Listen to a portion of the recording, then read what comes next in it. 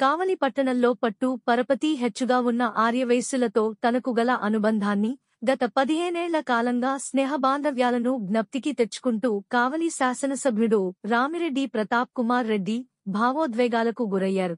ఆదివారం రాత్రి కావలిలోని ఆయన నివాసంలో పెద్ద సంఖ్యలో వైశ్య ప్రముఖులు హాజరవగా ఆత్మీయ సమావేశం నిర్వహించారు. ప్రతి ఎన్నికల సమయంలోనూ వారంతా అందిస్తున్న అండదండలను ప్రస్తావించి వారి ఆశీస్సులు మరో పర్యాయం కురిపించాలంటూ అభ్యర్థించారు. ముందుగా జరిగిన అల్పాహార విందులో ప్రతి ఒక్కరినీ పరిచయం చేసుకుని హాస్య సంభాషణలతో నవ్వులు పూయించారు. స్థానికుడైన ప్రతాప్ రెడ్డితో పాటు చదువుకున్న బాల్యమిత్రులు వారి స్నేహితులతో సరదాగా ముచ్చటించారు. అనంతరం వైశ్యుల మద్దతు కోరుతూ చేసిన ప్రసంగం కొందరిని కదిలించి వేసిటది. హృదయలోతుల్లోంచి పెల్లుగుకుని స్వచ్ఛమైన మనోభావాలను వారితో గద్గద స్వరంతో పంచుకున్న ప్రతాప్ కుమార్ రెడ్డి ప్రసంగం ఒక దశలో కొందరిని ఆర్ద్రతకు గురిచేసింది. స్నేహాలకు ఇచ్చిన మాటకు విలువనిచ్చే ఇలాంటి వ్యక్తిని ఎట్టి పరిస్థితులలోనూ చెప్పుడు మాటల ప్రభావాలకు చాడీలకు లొంగి వదులుకోలేమని, మూడోసారి గెలిపించుకుంటే కావలి అభివృద్ధిలో తాము భాగస్వాములమయ్యామనే సంతృప్తిని భావితరాలకు అందించగలమంటూ పెద్దలు వ్యాఖ్యానించడం విశేషం. 10 మందికి మేలు చేయాలనే స్వచ్ఛమైన మనస్సు తపన అందరి మనస్సులను గెలుస్తుందనేందుకు ఈ ఆత్మీయ సమావేశం ఒక నిదర్శనంగా మారింది.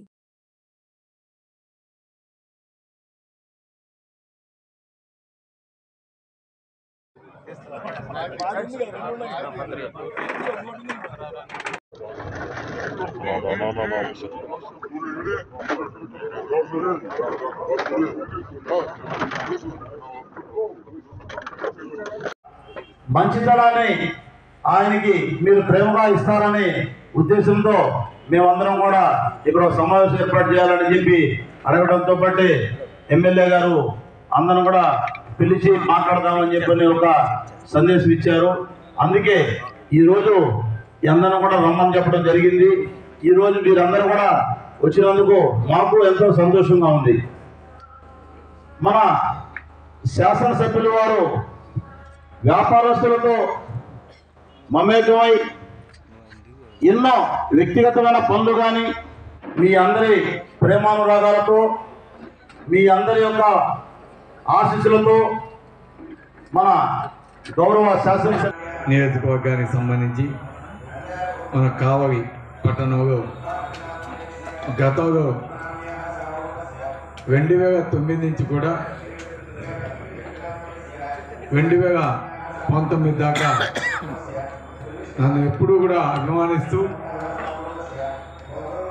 ప్రతి ఒక్క ఎలక్షన్స్లో కూడా నాకు సహకరించిన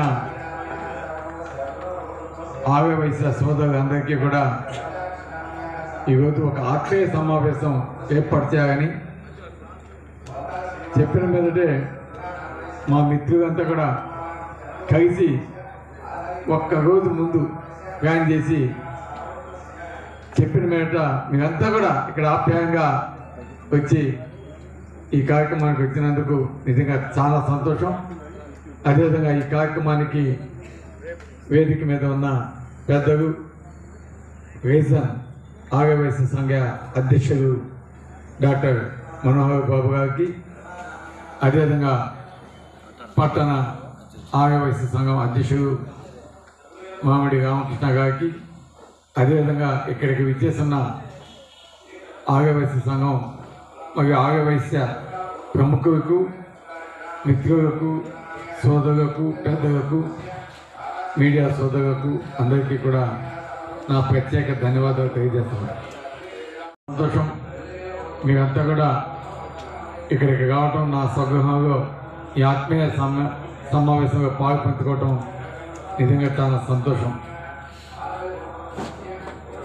ఎందుకంటే ముఖ్యంగా ఆర్యవైశ్యం వెంటనే ఎంతో వినయ విధేయతలతో ప్రతి ఒక్కరిని కూడా ఆహ్వానించి ఆప్యాయంగా హక్కున చేర్చుకునే వ్యక్తులు ఆర్యవైశ్యులు. అందుకే వాళ్ళు ఎప్పుడు కూడా వ్యాపారాల్లో కూడా రాణిస్తూ ఉంటారు. అటువంటి మంచితనం ఉండబట్టే వారు వ్యాపారాలు ఎదగడమే కాకుండా మంచి ఉన్నత స్థాయికి కూడా పోవటం జరిగింది. అటువంటి ముఖ్యులు, అదేవిధంగా కావలి పట్టణంలో ముఖ్యంగా ఇందాక సోదరులు చెప్పినట్టు రాజకీయాలు ఏదైనా శాసించాలంటే ప్రముఖ పాత్ర ఆగవయసు సోదరులు నిజంగా పోషిస్తారని నేను అనుకుంటా ఉన్నాను. ఎందుకంటే గతంలో పెద్దలు గౌరవనీయులు దివంగత నేత కవికి యానాదిరెడ్డి గారికి ముఖ్యంగా ముఖ్య అతిథుడిగా యానాది శెట్టి గారు ఏ విధంగా సేవలు చేశాడో కూడా మీ అందరికీ తెలుసు. ఒక మంచి వ్యక్తిగా కూడా ఆనాడు అనేక సేవలు చేయటం, ఏదైనా పని ఉంటే మళ్ళీ తీసుకెళ్ళి పని చేయించడం, ఇవన్నీ కూడా మనం చూసాం. అందుకే యానాది శెట్టి గారు యానాది రెడ్డి ఉన్నప్పటి నుంచి ఆయన చనిపోయినంత వరకు కూడా ఎంతో మంచి పేరు తెచ్చుకున్నాడు. అదేవిధంగా ఇందాక పెద్దలు చెప్పినట్టు కనమగపూడి నారాయణ, అదేవిధంగా ఇంకా మా సోదరులు చాలా మంది ఉన్నారు. వాళ్ళంతా కూడా ఈరోజు నాతో పాటు కలిసి అడుగు వేస్తున్నారు. తప్పకుండా మీ అందరి ఆశీర్వాదాలు కూడా వాళ్ళకు ఉండాలి. అదేవిధంగా వాళ్ళు కూడా మీకోసం ఎప్పుడు కూడా ముందుండి మంచి పనులు చేస్తూ మీకు ఎప్పుడు కూడా అందుబాటులో ఉండాలని నేను మనసాగా కోరుకుంటా ఉన్నాను. అదేవిధంగా ఈరోజు ముఖ్యంగా నాకు మీరు చేసే సేవలు నేను కోవిడ్ టైంలో ప్రత్యక్షంగా చూడటం జరిగింది. ఎందుకంటే కోవిడ్ సమయంలో ప్రజలంతా కూడా ఏ విధంగా భయప్రాంతులకి లోనయ్యారో ప్రతి ఒక్కరూ చూసాం.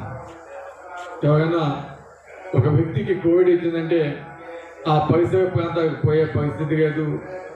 ఆ ఇంటి చుట్టూ కూడా మన మున్సిపాలిటీ వాళ్ళు బ్రీతింగ్ తాగటం, అదేవిధంగా పక్కకి మనుషులు పానీకి ఉండటం, అంత ప్రికాషన్స్ తీసుకోవటం, అది వ్యాప్తి చెంది మరీ ఎక్కువగా వస్తున్న సందర్భంలో చాలా ఇబ్బంది పడ్డారు ప్రజలంతా కూడా. తినడానికి తిండి దొరకక కొన్ని కుటుంబాలు ఎలాగోనే ఉన్న పరిస్థితి. అదేవిధంగా వారికి ఎక్కడెక్కడ హోటల్లో ఫుడ్ దిక్కేది కాదు. అటువంటి పరిస్థితుల్లో కూడా ముఖ్యంగా ఆనాడు ఆగవేసే ప్రముఖులంతా కూడా ముందుకు వచ్చి దానికి సంబంధించి వారికి ఫుడ్ అరేంజ్మెంట్స్, ముఖ్యంగా ఆ ఫుడ్ అరేంజ్మెంట్స్ కార్యక్రమం ఎవరికి వాళ్ళు ఎక్కడికక్కడే వాళ్ళు ఫుడ్ వండించి ఏర్పాటు చేసి కొంతమందికి భోజనాలు అరేంజ్ చేయటం, ముఖ్యంగా బృందాల కాలనీలో కూడా మహిళలు అయితేనేమి, పిల్లలు అయితేనేమి, యువకులు అయితేనేమి, పెద్దవాళ్ళు అయితేనేమి, ప్రతి ఒక్కరు కూడా ఆ కార్యక్రమంలో పాల్పంచుకొని వారికి ఆహార పట్టాలు అందజేయడం అయితేనేమి, అదేవిధంగా డాక్టర్స్ కావచ్చు, ఇతర వాణిజ్యం చేస్తున్న వ్యాపారాలు చేస్తున్న వాళ్ళు కావచ్చు, వారంతా కూడా మేము చేస్తున్న కార్యక్రమాలకి కొన్ని ప్రజలకి, కొన్ని గ్రామాలు అయితేనేమి, కొన్ని వార్డులు అయితేనేమి, పేద ప్రజలకి ఆనాడు కోవిడ్ బారిన పడిన వారికి మనం కూరగాయల పంపిణీ కార్యక్రమానికి కూడా ఎంతోమంది ముందుకు వచ్చి చాలా డబ్బును కూడా దానంగా ఇవ్వటం జరిగింది. అటువంటి కార్యక్రమాలు మేమంతా కూడా చేసినందుకు ముఖ్యంగా మీ అందరికీ కూడా చేతి ఎత్తి నమస్కరిస్తాను. అదేవిధంగా ఇకపోతే మేము ప్రత్యక్షంగా చూసాం. ఎందుకంటే ఒక పక్క గవర్నమెంట్ హాస్పిటల్స్ కోవిడ్కి సరిపోవటం లేదు. అదేవిధంగా ప్రైవేట్ హాస్పిటల్స్లో డాక్టర్ రామస్వామి గారు కావచ్చు, ఎందుకంటే అన్ని హాస్పిటల్స్కి ఈ కోవిడ్ కేసులు పోవు. రామస్వామి హాస్పిటల్ కావచ్చు, ఆ రోజు ఎంతమందిని ప్రాణాలు కాపాడాడో నేను చూశాను ప్రత్యక్షంగా. ఆ రోజు నిజంగా ఇందాక చెప్పారు, ఆక్సిజన్ చెక్కక చాలా ప్రాణాలు గడిపోయింది.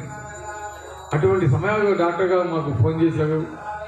మేము డే అండ్ నైట్ కూడా ఎప్పుడు కావాలని కూడా మీరు ఫోన్ చేయండి, మేమేమి నైట్ టైం అని చూడకుండా మాకు చెప్పండి. ఎందుకంటే ఆక్సిజన్ అనేది ప్రాణాలు కాపాడుతుంది కాబట్టి అటువంటి ఆక్సిజన్ని మనం అందించాలని చెప్తే ఆ రోజు మాకు డాక్టర్ రామస్వామి గారు ఫోన్ చేసినట్ట ఎక్కడ కూడా హాస్పిటల్కి ఇబ్బంది కాకుండా ప్రతి నిత్యం కూడా ఆక్సిజన్ కోసం ఫస్ట్ ప్రిఫరెన్స్ ఇచ్చే విధంగా అక్కడ కలెక్టర్ గారితో మాట్లాడి ఆ రోజు కొన్ని 100 మంది ప్రాణాలు కాపాడటం జరిగింది. అది ముఖ్యంగా రామస్వామి గారి ఘనతను కూడా తెలియజేస్తున్నాను. అదేవిధంగా మన బిఎంఆర్ గారు మన గవర్నమెంట్ హాస్పిటల్స్ కూడా అనేక సిలిండర్స్ విదేశాల నుంచి తెప్పించి అక్కడ కంటిన్యూస్గా ఒక నియర్ 100 మెంబర్స్కి డైరెక్ట్గా ఆక్సిజన్ ఇచ్చే విధంగా అక్కడ అమరికలు అన్నీ కూడా ఆరోజు చేయడం నిజంగా చాలా సంతోషమని కూడా తెలియజేస్తాను. యాక్చువల్గా ఈ మీటింగ్కి బిఎంఆర్ గారు కూడా వస్తానని చెప్పిన కొన్ని కారణాలుగా చెన్నైలో ఆగిపోయారు. దానికి రాయకపోతున్నందుకు చింతిస్తున్నానని మీ అందరికీ కూడా తెలియజేయమని కూడా తెలియజేస్తున్నాను. ఈ విధంగా అనేక సేవా కార్యక్రమాలు ఈరోజు ఎవరికి తోచిన విధంగా ఆ విధంగా ఆడవేసి ఎప్పుడు కూడా సేవా కార్యక్రమాలు చేస్తూ ఉంటాం. నిజంగా చాలా గర్వంగా నేను ఫీల్ అవుతాను. 2014 కావచ్చు, 2019 కావచ్చు. దానికి ముందు ఒకవేళ 2009 మీరు ఉన్నా కూడా నేను అప్పుడు ఎమ్మెల్యే కూడా కాలేదు. కానీ నాకు అవకాశం వచ్చింది. నాకు అవకాశం వచ్చినప్పుడు నన్ను ఆదరించిన మీకు తప్పకుండా మంచి చేయాలి, మీకు ఏదో ఒకటి చేయాలని చెప్పి మా మాగన్నకి శ్రీరామ్ మాగన్న గారికి, ఎందుకంటే మీ టెంపుల్ అక్కడ చూశాను నేను మన బృందావన ఎంతో చక్కగా. ఎందుకంటే ఒక పని చేస్తే దాని మీద డెడికేషన్ అనేది ఇంపార్టెంట్.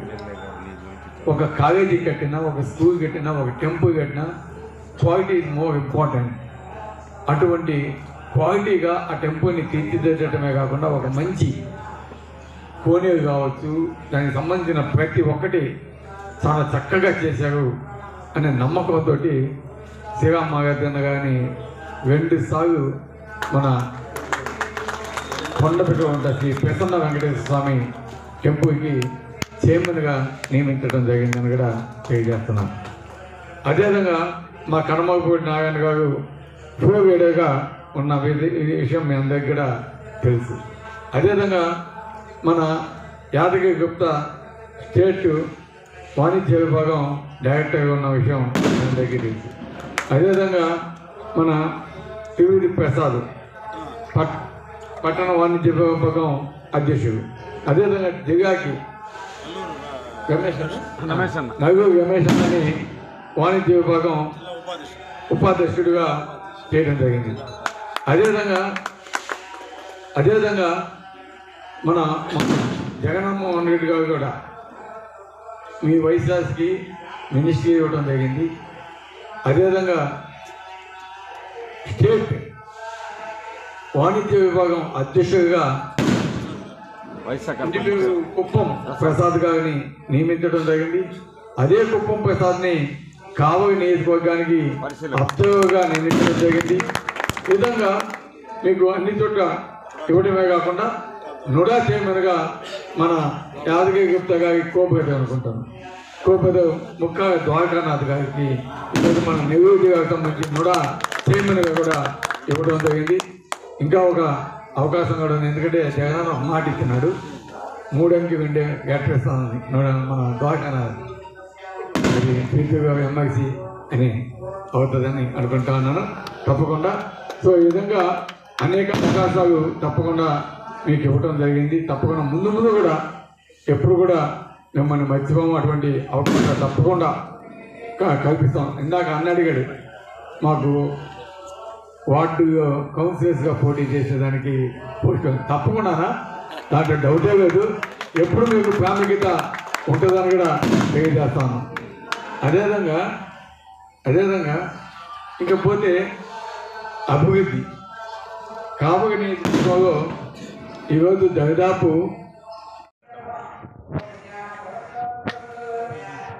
దొంగగా ఉంది.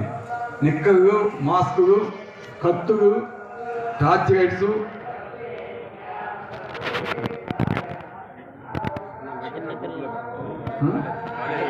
అంతే. ఎందుకు చెప్తానంటే వ్యాపారం ఎప్పుడు చాలా జాగ్రత్తగా ఉండాలి. ప్రతి ఒక్కటి మనం పోలీసు వచ్చున్నాం. పోలీసు ఎంతవరకంటే గట్టి వస్తా వెళ్ళిపోతాం. కానీ మన జాగ్రత్తగా మనం తప్పకుండా ఉండండి. కాబట్టి ఎందుకంటే ఇవి పోయింది అది ఓకే ఎంత పోయిందని దాని మీద సిఐ చెప్పింది కూడా మీకు చెప్పాడు. కానీ మనమంతా కూడా వ్యాపారస్తులు, మనం సముదాయంగా ఒక 100 షాపులు దగ్గర కట్టుకుంటాం.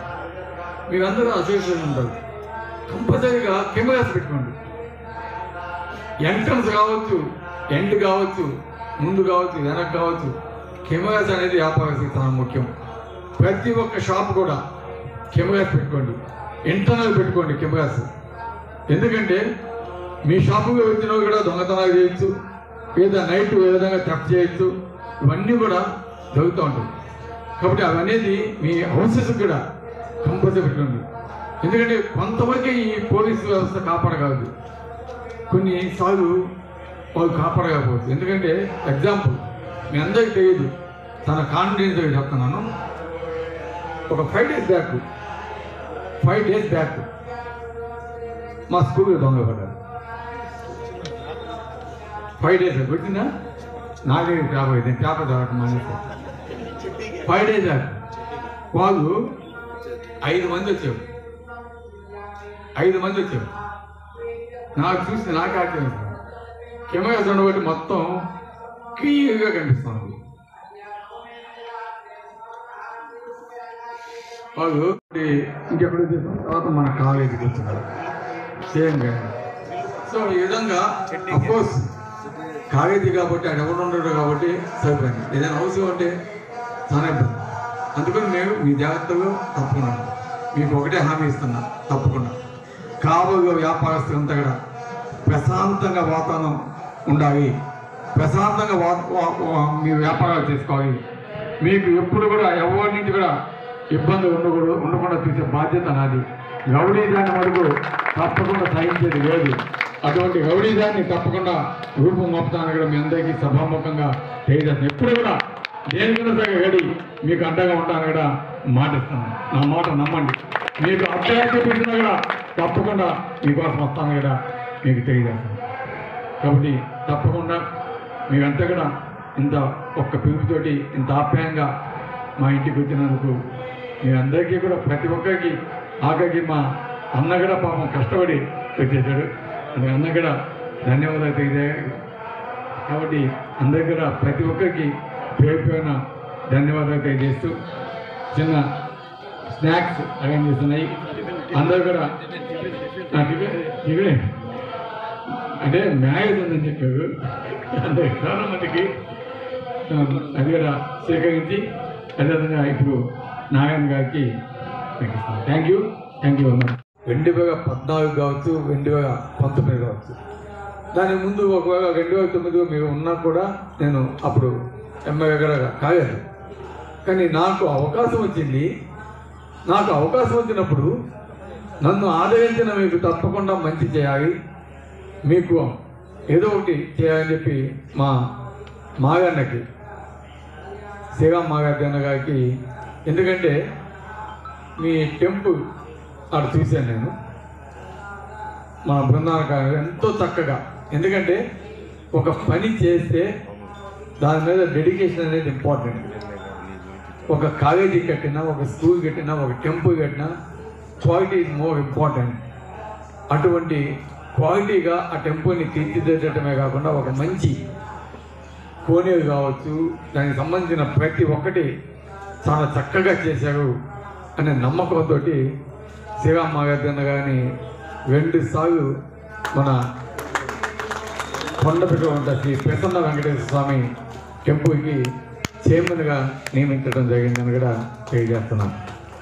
అదేవిధంగా మా కడమపూడి నారాయణ గారు పూర్వీడుగా ఉన్న విషయం మీ అందరికీ కూడా తెలుసు. అదేవిధంగా మన యాదగిరి గుప్తా స్టేట్ వాణిజ్య విభాగం డైరెక్టర్గా ఉన్న విషయం మీ అందరికీ తెలుసు. అదేవిధంగా మన టివిడి ప్రసాద్ పట్టణ వాణిజ్య విభాగం అధ్యక్షుడు. అదేవిధంగా దిగాకి నగూరు రమేష్ అని వాణిజ్య విభాగం ఉపాధ్యక్షుడిగా చేయడం జరిగింది. అదేవిధంగా మన జగన్మోహన్ రెడ్డి గారు కూడా మీ వైశాస్కి మినిస్ట్రీ ఇవ్వడం జరిగింది. అదేవిధంగా స్టేట్ వాణిజ్య విభాగం అధ్యక్షుడిగా కుప్పం ప్రసాద్ గారిని నియమించడం జరిగింది. అదే కుప్పం ప్రసాద్ని కావలి నియోజకవర్గానికి అబ్జర్వర్గా నియమించడం జరిగింది. ఈ విధంగా మీకు అన్ని చోట్ల ఇవ్వడమే కాకుండా నుడా చైర్మన్గా మన యాదగిరి గుప్తా గారికి కోపేద అనుకుంటాను. కోపేద ముక్క ద్వారకానాథ్ గారికి ఈరోజు మన నెల్లూరు జిల్లాకు సంబంధించి నుడా చైర్మన్గా కూడా ఇవ్వడం జరిగింది. ఇంకా ఒక అవకాశం కూడా ఉంది. ఎందుకంటే జగన్ ఒక మాట ఇచ్చినాడు, 3 అంకెలు ఉండే గట్టేస్తానని మన ద్వారకానాథ్ అది పీపీగా ఎంఐసి అని అవుతుందని అనుకుంటా ఉన్నాను తప్పకుండా. సో ఈ విధంగా అనేక అవకాశాలు తప్పకుండా మీకు ఇవ్వడం జరిగింది. తప్పకుండా ముందు కూడా ఎప్పుడు కూడా మిమ్మల్ని మర్చిపోము, అటువంటి అవకాశాలు తప్పకుండా కల్పిస్తాం. ఇందాక అడిగాడు మాకు వార్డు కౌన్సిలర్స్గా పోటీ చేసేదానికి తప్పకుండా దాంట్లో డౌటే లేదు. ఎప్పుడు మీకు ప్రాముఖ్యత ఉంటుందని కూడా తెలియజేస్తాను. అదేవిధంగా ఇంకా పోతే అభివృద్ధి కావలి నియోజకవర్గంలో ఈరోజు దాదాపు